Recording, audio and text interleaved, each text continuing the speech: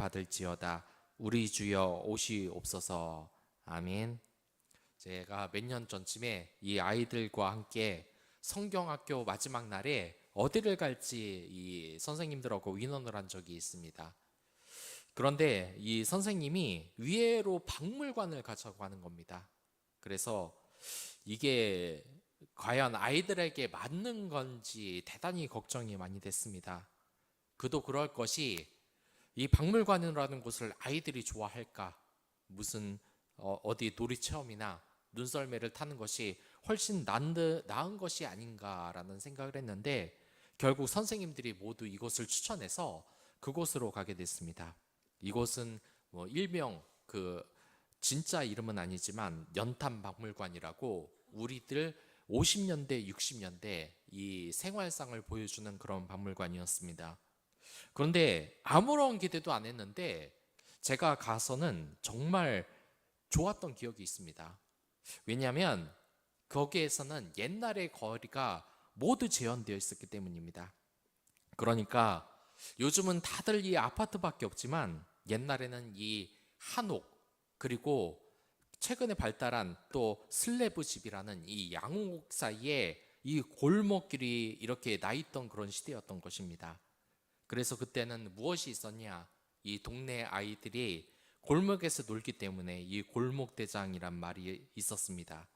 그리고 제가 어렸을 때 한 이 여러 가지 게임들, TV에서 유명한 오징어 게임이라든지 운동회에서 썼던 이 오재미라는 이 던지는 것, 그리고 파란 모자, 빨간 모자, 그런 띠도 볼 수가 있었고, 옛날에 제가 사 먹었던 이 찐득이, 여러 가지 불량식품도 사 먹을 수가 있어서 그때 시대로 빠져들고 만 겁니다. 그때 시대에 이 한옥에 가면은 연탄불로 가마솥으로 이 밥을 짓고 여러 가지를 많이 하는 것, 그리고 로터리 TV, 요즘에는 보이지 않은 이 두꺼운 브라운관의 TV를 보니까 옛날의 추억들이 하나하나 떠오르는 겁니다. 그래서 이 곳을 나가고 싶지도 않고 계속해서 둘러보고 싶다는 것, 옛날의 그 추억에 흠뻑 빠져들었습니다. 그런데 이 돌아보다 보니까 제가 한편으로는 미안한 생각이 좀 들기도 했습니다.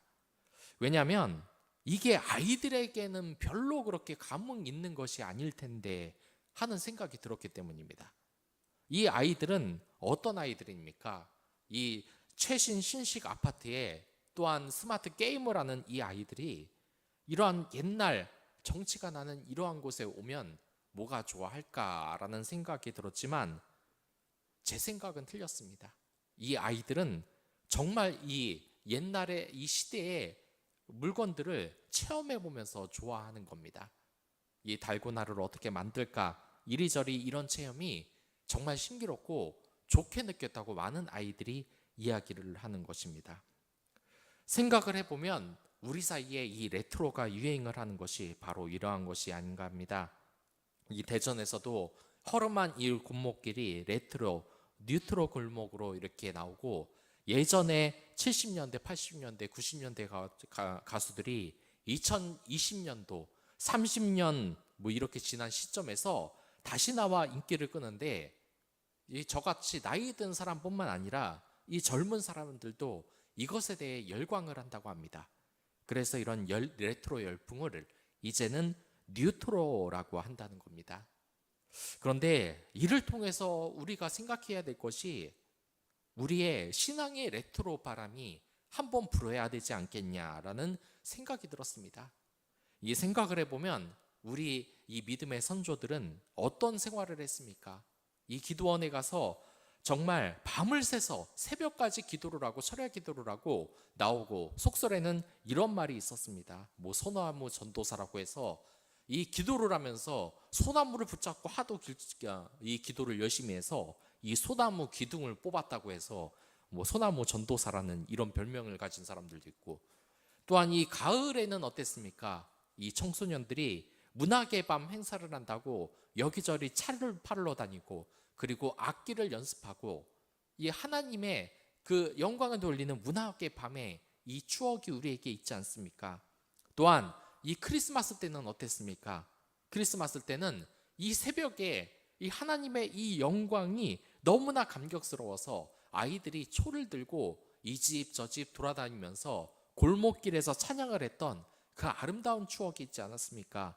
저도 생각을 해보니까 이 연극을 준비하니까 믿지도 않았던 이 부모님이 오셔서 이 교회에서 연극을 보셨던 그러한 기억이 있습니다. 우리가 이 신앙의 정성기가 지났다고 하는 이때에 이 레트로, 정말 예수님을 뜨겁게 믿었던 그런 레트로 열풍이 한번 불었으면 안 될까라는 이런 생각을 하는 것입니다. 하지만 이러한 기억이 우리에게 사라지는 것이 정말 문제이긴 합니다. 더 이상 이 교회는 유럽 교회처럼 더 이상 부흥하지 못하고 사라질 것이라고 이야기를 하는 것도 많습니다. 그런 때에 이 바울은 이야기를 하는 것입니다.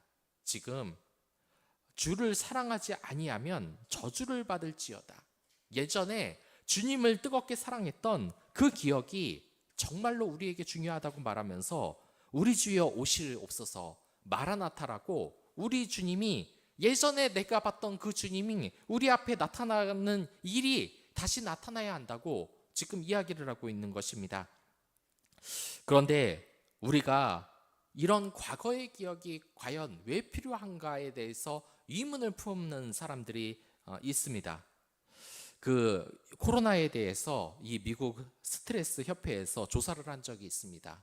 거기에서 많은 사람들이 스트레스를 물론 받고 있지만 코로나에 인한 이 저항력이 약해서 정말 힘들게 살아가는 사람들이 누구냐면 10대와 20대라고 했습니다. 의외로 이 중장년층은 이 스트레스, 코로나에 대한 이 스트레스가 대단히 적었다고 하고 있습니다. 이것은 왜 그러냐? 그것은 이 중장년층이 예전에 아름다운 추억을 간직했기 때문입니다. 그래서 이 아름다운 추억들을 간직하고 떠올리는 것만으로도 이 어려웠던 그 기억을 모조리 잊을 수 있다는 겁니다. 그렇기 때문에 우리는 미래의 답을 과거에서 찾아야 된다는 것입니다. 이 TV에서 우리는 이혼했어요 라는 이 프로그램이 있는데, 이 서로 이혼했던 부부가 만나자마자 뭐를 합니까? 저는 그런 장면을 연상했습니다. 잠잠했다가 서로 다투다가 나중엔 서로 이 머리끄댕이 잡고 네가 이래서 이 모양이라서 내가 헤어졌지 라고 싸우는 모습이 나오지 않을까 했는데 전혀 그렇지 않았습니다. 오히려 그들은 이 자녀들과 함께 같이 식사를 하면서 그 부인과 또한 이 남편과 좋았던 추억을 하나둘씩 떠올리면서 위로를 받는 그런 모습을 봤다는 겁니다. 그렇습니다. 우리가 현재를 이겨갈 힘, 고난을 이겨갈 힘은 과거에 있는 것입니다. 여러분들 이 군대를 가면은 정말 강한 스트레스의 훈련을 받습니다. 특수부대는 아예 말할 것도 없습니다. 실제로 이 특수부대 훈련이 너무나 고통스러워서 죽는 사람들도 부지기수라고 합니다. 그런데 이렇게 이 하는 것을 보면 일주일 동안 밥을 안 먹는 그런 훈련도 하지 않나, 또한 일주일 동안 잠을 안 재우는 훈련도 하지 않나, 그리고 만리 행군, 천리 행군을 하고 이 수영도 못하는 사람 팔을 묶어가지고 수영하라고 바다에 띄워놓지 않나, 또한 이 사람이 도저히 감당할 수 없는 그런 행군을 사람들에게 강요하지 않나, 이 이상을 무슨 30kg 짐을 들고 이 행군을 하라고 하지 않나. 정말 일반인이 하면 죽을 수밖에 없는 그 군인들도 죽기까지 어려웠던 그 훈련을 왜 할까라고 의문을 품는 사람도 있습니다. 어차피 이 버튼 하나 딱 누르면 이 김일성이 다 죽지 않냐, 이렇게 말하면서 말입니다. 그러나 그렇지가 않다는 겁니다. 이 강한 스트레스를 훈련을 받는 이 사람들은 이 나중에 군인이 될 때 이 훈련의 때를 잊지를 않는다는 겁니다. 이 과거에 힘들었던 엄청난 고난의 이 훈련이, 이 과거의 이 경험이 현재의 고난을 이길 수 있는 힘이 되는 것입니다. 그래서 이 전쟁 시에서 제대로 밥을 먹지 못하는 극한 상황, 또한 이 총알이 날아다니는 극한 상황에서도 침착함을 유지하며 이 임무를 유지할 수 있는 것입니다. 그렇기 때문에 우리에게는 이러한 과거의 추억이 무엇보다도 필요한 것입니다. 물론 여러분들 중에 이렇게 말하는 사람들도 있을 겁니다. 이 과거가 끔찍하면 어떡하냐. 그러나 기억을 해야 될 것은 우리 과거의 추억은 다 보정이 된다는 겁니다. 지금은 힘들고 무너지고 죽을 것 같지만 그것이 다 추억이 보정돼서 과거는 다 아름답게 느껴진다는 겁니다. 여러분들 기억해 보시기 바라겠습니다. 과거에 힘든 게 얼마나 많았습니까? 이 교회에서는 툭하면 그 새벽까지 이 기도를 하고, 지금 생각하면 아주 몸서리 쳐질 정도로 힘들지 않았습니까? 그리고 옛날이 뭐가 좋았습니까? 이 노동을 하는데 쉬는 시간도 없고, 밤 이 출근은 있는데 퇴근은 없는 생활, 밤 11시쯤에 또는 새벽에 이 퇴근을 하는 사람들이 부지기수였고, 토요일 날 쉰다, 상상도 못합니다. 주일 날 쉰다 그러면은 그 사람은 그 직장에서 찍혔습니다. 아, 너 아주 대단한 신인이 왔네. 보니까 뭐 주말 주일에 쉰다고 말도 안 되는 소리 하지 말아라. 그러면서 정말 이 죽도록 일했던 세대가 우리 부모님 세대입니다.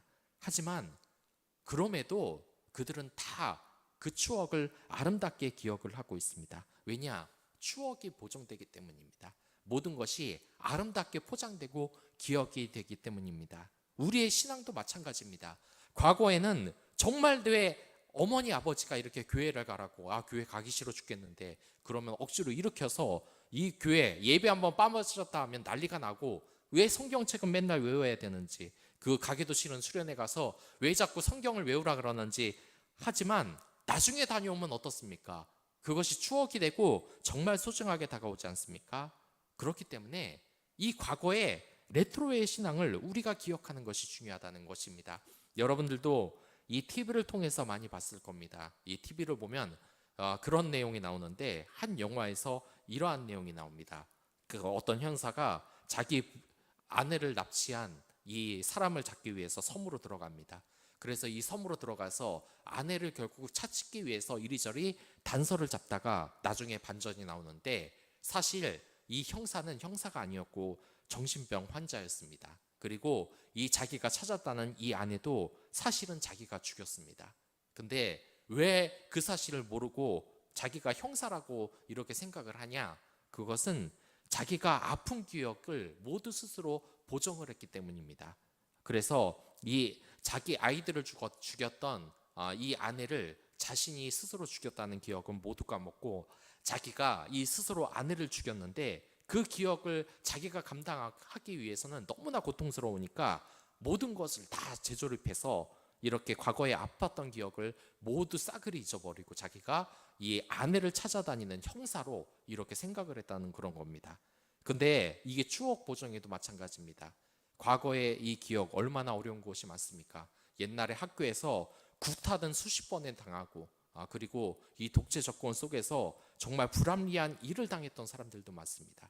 하지만 모든 것이 다 추억 보정이 돼서 되돌아오지 않습니까? 이것이 과거의 추억이 어려웠음에도 불구하고 우리가 레트로로 돌아가야 된다는 이유입니다. 그리고 이 바울은 또 어떻습니까? 그런 과거의 스트레스에서 자유함을 얻어서 이제 예수님을 믿었던 그 뜨거웠던 때로 다시 돌아간다는 겁니다. 사실 생각해보면 이 예수님을 사랑하고 믿는 것에 대해서 우리가 얼마나 스트레스를 많이 받습니까? 이 신앙을 유지한다는 것, 맨날 새벽기도 나와라, 나가기 싫어 죽겠는데, 이 주일 예배 한 번도 힘들어 죽겠는데, 이런 말을 하고 말입니다.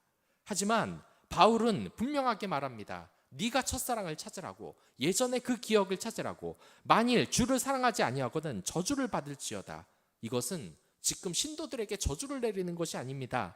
주님에 대한 사랑이 너무나 필수적이고 이걸 잊어버리면 안 되고, 왜냐하면 그 이유가 뒤에 나오는데, 바로 마라나타, 예수님께서 이 세상에 오기 때문에 우리가 그 사실을 잃어버려서는 안 된다는 겁니다. 예수님이 그 십자가에 못 박혔던 그 모습 그대로 우리에게 육체로 나오기 때문에 우리가 그것을 잊어버리지 말고 그 사랑, 레트로의 사랑을 기억해야 된다는 것입니다. 이 마라나타라는 이 뜻은 언어학적으로 세 가지 뜻을 가지고 있는데, 첫 번째가 주여 오시옵소서, 그리스도의 재림을 기다리는 기도라는 겁니다. 그리고 두 번째로는 뭐가 있냐면 우리 주님이 오셨다, 예수님이 낮아진 모습으로 다시 우리에게 오셨다는 뜻이 있습니다. 그리고 세 번째로는 우리 주님이 오신다, 즉 주님이 예배 가운데 임재하신다는 겁니다. 여기에서 나오는 것은 모두 우리 레트로와 같지 않습니까? 우리 주님이 오시옵소서, 예전의 과거의 것은 사라졌다고 생각하지만 다시 현세에 나타난다. 우리 주님이 오셨다, 과거에 그 십자가에 못 박히신 그 모습 그대로 우리에게 나타나시는 것. 그리고 우리 주님이 오신다, 과거의 것은 사라지지 않고 우리의 미래에 다시 재생이 된다는 것입니다. 그렇기 때문에 우리가 이런 예수님의 재림, 그리고 예수님의 과거의 사랑을 기억하며 예수님의 재림을 대비해야 되는 것입니다. 이건 개인적으로도 오고 그리고 이 세상 전체적으로도 옵니다. 개인적인 재림은 여러분들의 죽음입니다. 우리가 이 생을 다하면은 예수님은 우리에게 개인적으로 재림을 하십니다. 우리는 육체 대 육체로 계신 이 예수님의 모습을 볼 뿐만 아니라 그에 대한 사랑을 간직하며 눈물을 펑펑 흘리며 정말 기뻐할 날이 온다는 겁니다. 그리고 전체적으로는 이 세계의 정체에 멸망의 때가 올 때 예수님이 재림하십니다. 그 사랑의 모습 그대로 오신다는 겁니다. 이런 주님에 대한 이러한 재림, 과거의 사랑을 기억하며 우리가 미래를 준비하기 위해서 첫 번째 해야 할 것은 무엇입니까? 그것은 바로 우리에게 과거의 상처를 벗어날 추억 보정이 필요하다는 것입니다. 앞서 말했듯이 우리의 옛날이란 마냥 행복하지는 않았습니다. 하지만 그럼에도 되고 모두가 추억에 보정됩니다. 생각을 해보면 어떻습니까? 이 하늘나라에서는 바울이 그렇게 말할 것 같지 않습니까? 참 힘들지 않았냐고, 이 예수님을 전도하다가 네로한테 죽었는데 너무나 끔찍하지 않냐고 하면 아마 그 사람은 그러지 않을 겁니다. 그때 너무나 영광이었다. 그 아름다운 과거의 때 나는 그때를 기억한다고 이 바울이 이야기를 하지 않겠습니까? 그렇습니다. 요즘 저는 이 청소년들을 많이 만나는데 이 청소년들이 어떻게 보이냐, 이 사진을 정말 잘 찍지가 않습니다. 사진을 찍으면 매번 얼굴을 가리고 얼굴에 징그러운 반짝이를 다 붙이면서 자기 얼굴을 절대로 안 드러냅니다. 이 사진을 찍어도 전부 다 사진으로 핸드폰을 가리고 찍질 않나 막 이렇게 하는데, 근데 제가 이런 애한테 한 가지 제안을 한 적이 있습니다. 그건 뭐냐면 그 사진 보정 앱을 쓰라고 했습니다. 그러면 네 못생긴 얼굴도 정말 예쁘게 보일 것이다. 그런데 저 믿질 않더니만 나중엔 뭐 소다나 뭐 여러 가지 이거 있지 않습니까? 딱 찍으니까 얘가 그렇게 얼굴이 그렇던 애가 참 이걸 찍으니까 무슨 연예인처럼 보이는 겁니다. 그래서 이 아이가 재밌게 이 보정 앱을 쓰면서 자신감 있게 사진을 올리는 모습을 보였는데, 우리가 살아감에 있어서도 그러한 추억 보정이 필요하다는 겁니다. 어떠한 사람들은 또 어떻습니까? 이 과거의 상처에 벗어나지를 못합니다. 사람들의 이 상처를 벗어나지 못하고 추억이 보정되지가 않아서 네가 나한테 어떻게 했는지 안다. 저 부모가 나한테 어떻게 했는지 안다. 저 부모가 나를 어렸을 때 죽도록 때렸다. 나를 망신을 줬다. 나는 부모를 절대로 용서 못한다. 나는 저 회사 상사를 절대로 용서 못한다. 얼마나 날 괴롭혔는지, 그 내가 쉬고 싶다고 할 때 날 어떻게 대했는지 아냐. 인간 이하의 취급을 하고 아파 죽겠는데 퇴근도 안 시키고, 그런 끔찍한 기억들을 추억 보정을 못한다는 겁니다. 우리가 이 과거를 잊기 위해서는 추억 보정이 필요하다는 겁니다. 여기에서 이 바울이 어찌 예수님을 전도할 때 그 아름다운 추억만 있겠습니까? 바울이 어떤 사람입니까? 이 이스라엘 거기에서도 최고의 그 바리새인 학자 신학자였습니다. 뛰어난 가말리엘의 수제자였으며 정말 우리로 말하면 인텔리였고 사회의 이 권력을 가지고 있는 사람이었습니다. 하지만 이 주님을 믿고서 어떻게 됐습니까? 이 유대인들한테 매를 맞고 맨날 쫓겨다녔던 사람입니다. 감옥에도 갇혀봤고 사람 이하의 취급도 받아봤습니다. 결국은 이 끔찍한 네로 황제에게 결국 죽고 말았습니다. 이 사도 요한은 네로가 얼마나 끔찍한 인간인지 그에게 요한계시록에 뭐라고 남겼습니까? 그를 악마의 표 666이라고 칭할 정도로 정말 끔찍한 황제였습니다. 그런데 이 바울이 그 끝에 가서 어떻게 합니까? 계속해서 추억을 보정합니다. 내가 너희들과 이 사랑을 하는 것이 너무나 아름다웠다고 말합니다. 우리에게도 이 추억 보정이 필요합니다.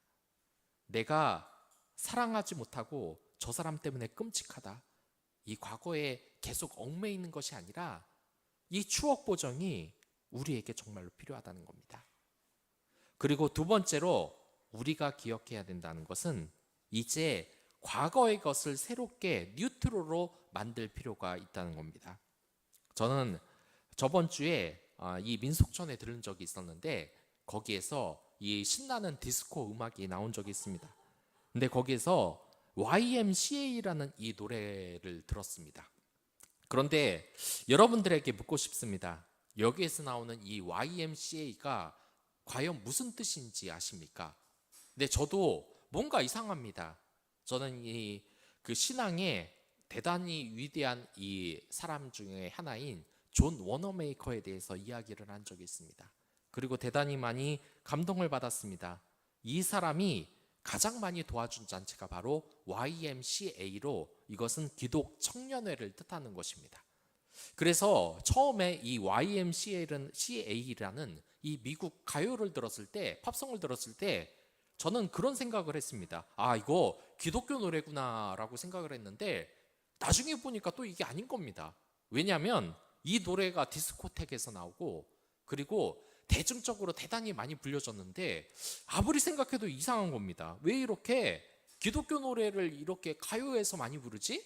혹시 이게 다른 뜻이 있는 게 아닐까라고 찾아봤는데 그래서 결국 이 YMCA라는 노래가 어떻게 탄생했는지 알게 됐습니다. 원래 이 노래를 불렀던 사람들은 빌리지 피플이라는 그 남자 4인조인가 5인조 하는 그 그룹입니다.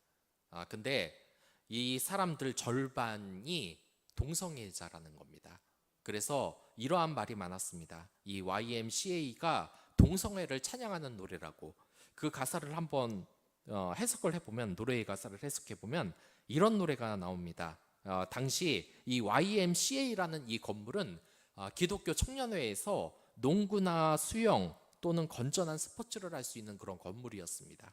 근데 이 건물이 또한 어떻게도 쓰였냐면 이 동성애를 은밀히 하는 이 동성애자들이 몰래 동성애를 하는 경우도 많아서 이 YMCA가 혹시 그런 걸 뜻하는 것이 아닌가라는 생각을 해서 이게 동성애 노래라고 강력하게 반대하는 사람들이 많았다는 겁니다. 자, 그 노래를 들어보면 해석을 해보면 젊은이 기분 나빠야 할 필요 없다네. 그러니까 젊은이 바닥에서 일어나게. 새로운 마을에 왔다고 해서 슬퍼할 필요는 없는 거야. 내가 갈 수 있는 곳이 있다네. 그러니까 돈이 다 떨어졌을 때 네가 좋은 시간을 보낼 수 있을 거야. YMCA에 있는 것은 즐거워. 젊은이들이 즐길 수 있는 것은 다 있다네. 거기서는 사람들과 함께 놀 수 있고 YMCA에 있는 것은 즐거워.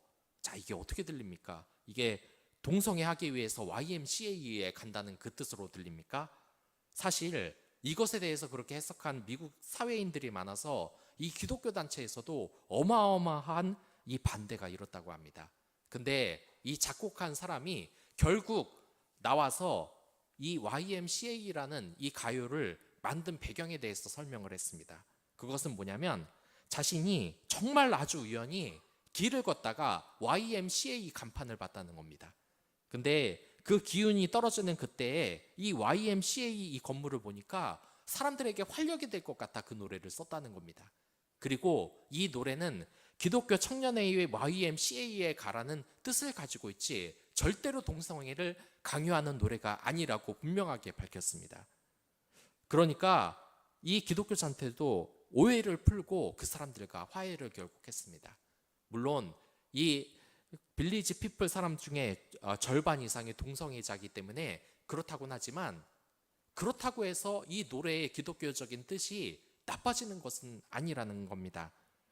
특히 이 미국에서는 그 좌파 정권과 우파 정권이 있는데 이 기독교 정권에 대해서 또한 이 기독교 성경에 대해서 믿음을 고백한 이 트럼프 대통령도 자신의 이 대선 공약에 그 CM송으로 YMCA를 불렀다는 겁니다. 자, 그렇습니다. 근데 우리가 활용할 수 있는 것, 생각해 봐는 것은 바로 이거인 것입니다. 우리가 이 YMCA 노래를 부르면서 기뻐하는 것처럼 과거에 정말 하나님의 기억이 있다면 다시 새롭게 해서 써야 된다는 겁니다. YMCA 어떻게 해석해 보면 게이인 뜻이니까 동성애를 뜻하는 거니까 버려야 된다. 그렇게 생각하면 안 된다는 겁니다. 생각을 해보면 우리가 이 세상의 좋은 것들을 단지 나쁜 것이라고 치부해버리면서 전부 버렸던 적이 얼마나 많습니까? 여러분들, 그 동성애자 잔치를 보면 정말 우리에겐 끔찍하고 하나님에게도 끔찍한 그러한 이 동성애 축제, 동성애 퍼레이드를 가면 그들이 어떤 깃발을 들고 휘두르고 다닙니까? 뭐 대부분 동성애에 조금이라도 관심이 있는 분이면 아실 겁니다. 바로 무지개색 깃발을 흔들고 다닙니다. 이거는 한 영화에서도 그렇는데, 이 유명한 감독인데 그 성전환 수술을 받은 이 감독이 자기 영화 속에서 이런 말을 남겼습니다. 그 대사를 통해서 이 세상을 무지개색으로 문들고 싶어. 이게 뭔 뜻이겠습니까? 동성애를 허락하는 이 세상이 되어야 된다고 말을 하고 있지 않습니까? 그래서 이 무지개색만 보면은 이 교회에서 끔찍하다고 당장 버리라고 하는 사람들이 있습니다. 그러나 이 무지개가 원래 무슨 뜻입니까? 이것은 노아가 이 세상에서 살아남으면서 하나님에게 그 축복을 약속받았던 무지개 언약이 있지 않습니까? 그래서 이 교회에서 원래 이 무지개에 대해서 정말 좋게 말을 많이 했습니다. 우리 인간들이 축복받은 그 축복을, 그 레트로를 기억하자고 말합니다. 근데 어느 순간 이제는 전도지의 무지개만 보면은 아주 이 사람들이 기독교를 믿는 사람들이 난리가 납니다. 아니 목사님, 교회에서 왜 무지개를 넣습니까? 이거 동성애 뜻하잖아요. 그런데 그런 것이 아니라는 겁니다. 무지개라는 것 얼마나 하나님이 만든 아름다운 겁니까? 근데 그것을 왜 우리가 이 동성애자들이 쓴다고 못 쓴다는 겁니까? 예전의 것을 새롭게 써야 된다는 것입니다. 이러다가는 나중에 오로라도 사진 찍어서 올리면은 이것도 동성애의 뜻하는 것이라고 말을 할 것 같습니다. 또한 이 신천지라는 건 뭡니까? 이 신천지라는 건 이 우리가 알고 있는 그런 사이비 단체가 아니라 원래는 대단히 좋은 뜻입니다. 뭐냐면 이것은 하나님 나라가 이 세상에 임하게 됩니다. 그때는 어떻게 되냐면 새하늘 새 땅이 이 땅에 임하고 우리도 새 몸을 가지고 영원히 행복하게 산다는 곳이 바로 신천지인 곳입니다. 그러나 언젠가는 이제 이 신천지도 입에 못 담게 됐습니다. 왜냐? 신천지에 우리 다 함께 살자 그러면 저거 이상한 목사 아니냐? 어디 신천지 지금 포교하는 것이 아닌가 하는 오해를 받기도 합니다. 하지만 이제부터는 찾아야 된다는 겁니다. 이 신천지란 말 얼마나 좋은 말입니까? 새하늘 새 땅, 하나님 나라 천국을 뜻하는 것인데, 그리고 무지개도 얼마나 좋습니까? 이 하나님의 언약, 아름다운 이 자연물, 그것을 보면 정말 황홀하지 않습니까? 이러한 것을 하나하나 가져야 된다는 것입니다. 그러니까 이제부터 여러분들도 하나하나 되찾기 바랍니다. 한 목사님이 아버지에 대해서 설교를 했는데 한 성도가 이 설교 도중에 참지 못하고 울음을 터뜨렸다고 했습니다.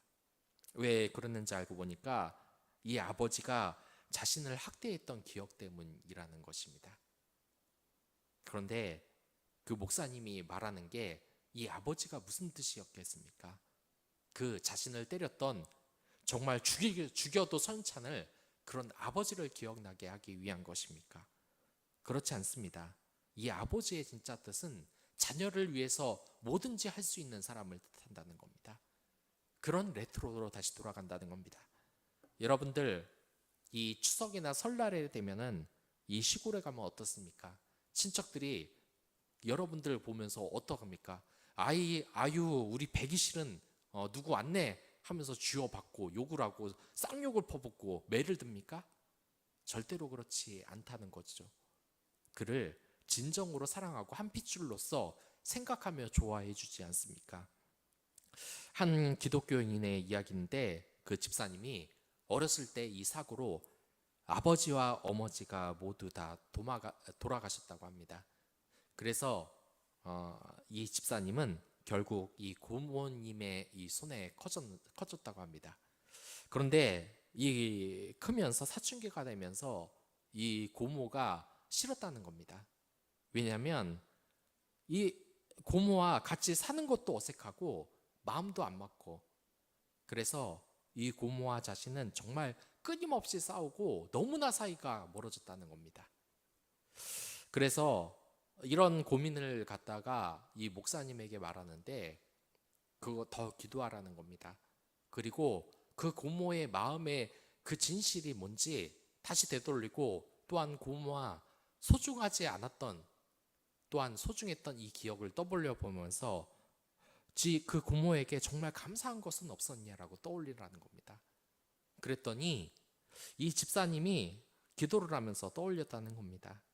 자기 부모님이 돌아가셨을 때 이 고모가 자신을 얼마나 생각해 줬는지, 그리고 자신도 힘들 텐데 이 고아가 될 수 없는 자신을 찾아줘서 그 열심히 사랑으로 키우려고 했던 그때의 모습을 하나님이 다 떠올리게 했다는 겁니다. 그래서 하나님께 회개를 하고 이 집에 들어갔더니만 이 고모는 이 아이를 보자마자 또한 막 욕을 퍼부으면서 계속해서 몰아붙였다는 겁니다. 근데 그날은 이 성령님이 임해서 그 고모가 달라 보였다는 겁니다. 그렇게 마귀 알몸 같고 싫었던 이 고모의 얼굴을 자세히 보니까 그 화내는 그 모습이 예전에 자신을 사랑했던 그 모습에 비해서 너무나 늙었다는 것을 눈치챘습니다. 그리고 그 고모에게 자신에게 화를 내는 그 늙은 고모의 모습을 보고 자신이 너무 회개를 했다고 합니다. 그래서 그 고모를 껴안고 정말 미안하다고, 내가 다시는 그러지 않겠다고 이야기를 한 것입니다. 그러자 이 고모도 차츰 이 아이를 이해하고 이 둘은 하나님 앞에서 그 관계를 회복했다고 하는 것입니다. 살다 보면은 우리 다 이런 이야기가 있어야 되지 않겠습니까? 옛날의 사람들을 도저히 용서 못한다. 그러면 이제부터 여러분들에게 필요한 것은 추억의 보정입니다. 아름다웠던 그 기억을 되살라서 원래의 의미를 찾으시기 바랍니다. 직장 상사라고 하면 어떻습니까? 진짜 모습은 서로 사랑하면서 일하는 관계가 아니겠습니까? 또 하나의 가족 아니겠습니까? 9시간, 10시간 일하는데 또 하나의 가족입니다. 근데 이 말부터 나오면 뭐라고 그럽니까? 또 하나의 가족, 개나 줘버려라. 직장 상사가 어떻게 또 하나의 가족이냐? 그러나 진짜 뜻은 그렇지 않다는 겁니다. 부모님들은 뭐합니까? 이 아버지의 뜻은 뭡니까? 어머니의 뜻은 뭡니까? 여러분들이 저주하고 나를 학대한 그 이름으로 기억을 해야 되겠습니까? 아닙니다. 사랑의 모습으로 기억을 해야 된다는 겁니다. 이제부터 YMCA 같이 그 본래의 뜻을 찾아가시기 바라겠습니다. 무지개도 원래의 뜻을 찾아가고 신천지도 원래의 그 뜻을 찾아가서 다시 새로운 뉴트로로 여러분들이 태어날 때인 것입니다. 저도 이 살아가면서 어찌 미워한 사람이 없겠습니까? 하지만 이제는 바뀌어야 될 때입니다. 이 바울이 우리에게 지금 말하지 않습니까? 누구든지 주를 사랑하지 않으면 저주를 받을지어다. 그런데 우리의 삶 속에 사랑의 말보다 저주가 늘 많지 않았습니까? 주변의 사람을 사랑으로 감싸지 못할 때가 너무나 많지 않았습니까? 그렇다면은 우리는 예전 그대로 레트로의 모습으로 오실 예수님의 재림을 제대로 준비하지 못하는 겁니다. 그렇기 때문에 이제부터 주님의 그 사랑대로 사시기 바랍니다. 주님을 사랑한다는 것은 맨날 예수님 찬양만 크게 틀고 다니는 것이 아닙니다. 예수님의 행동 그대로 하는 것입니다. 예수님의 행동이 뭐였습니까? 자신에게 책찍질하고 모욕을 준 자에게 용서해달라고 비는 것이었습니다. 기도를 하는 것이었습니다. 그 모습을 담아가시길 바랍니다. 그래야만 이 세상에 우리가 그리스도의 영향력을 낼 수 있는 것입니다. 그러한 사랑을 깨닫는 여러분들이 됐으면 좋겠고, 일주일 동안 그런 사랑을 가정에서 또는 직장에서, 사회에서 내리 이렇게 퍼뜨리는 여러분들의 모습이 됐으면 좋겠습니다. 그럼 다 같이 기도하도록 하겠습니다. 하나님 아버지 감사합니다.